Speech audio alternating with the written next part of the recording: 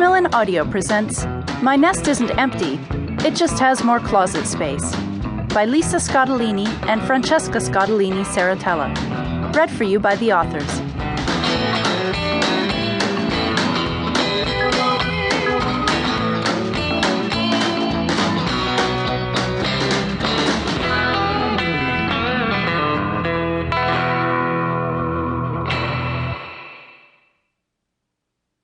A Woman at the Wheel.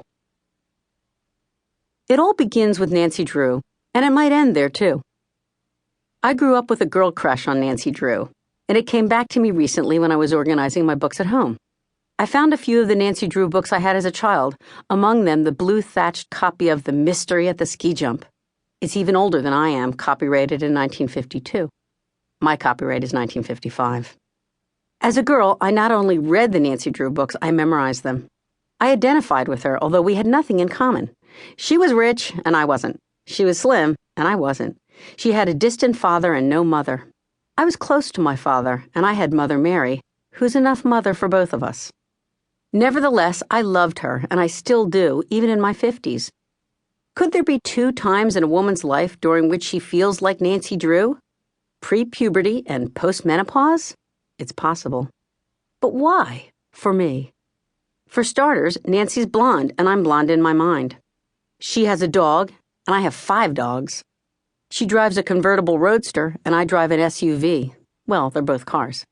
Plus, we both have a boyfriend. Hers is Ned Nickerson, and mine is George Clooney.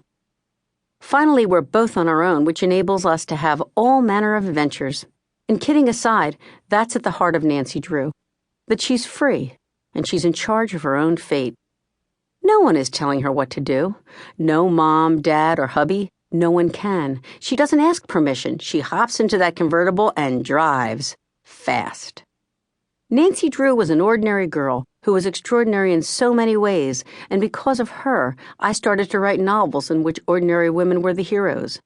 Because we're also extraordinary in so many ways. I'm talking teachers, lawyers, journalists, at-home moms, secretaries, painters, accountants, and nurses. In other words, you and me. The novels became bestsellers thanks to you, and the trademark Scottoline heroine is Nancy Drew with a mortgage, or how I feel on a good hair day. It seemed only natural to segue from writing about fictional extraordinary women to writing about the real extraordinary women in my life, although it's a new experience for me in some ways. In a novel, I have 100,000 words to tell a story. In one of these vignettes, I barely have 700. I can't say hello in 700 words. I'm Italian.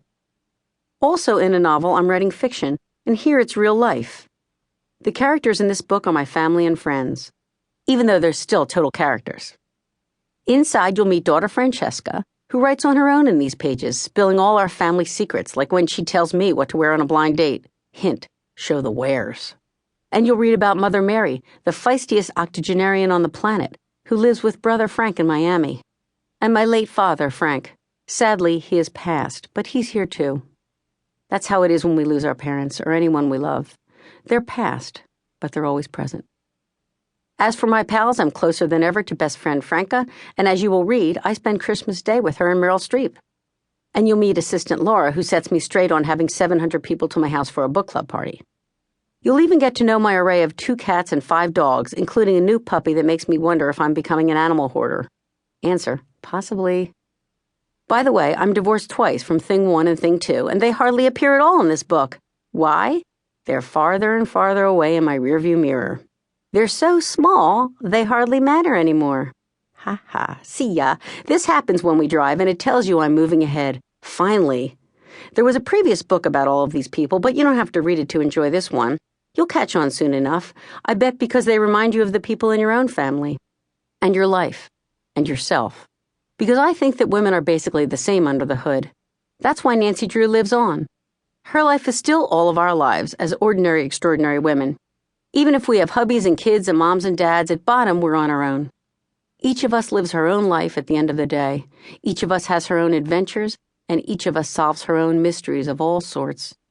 Parenthood is only one of the adventures in our lives. Childbirth is another. Love remains one of our greatest mysteries.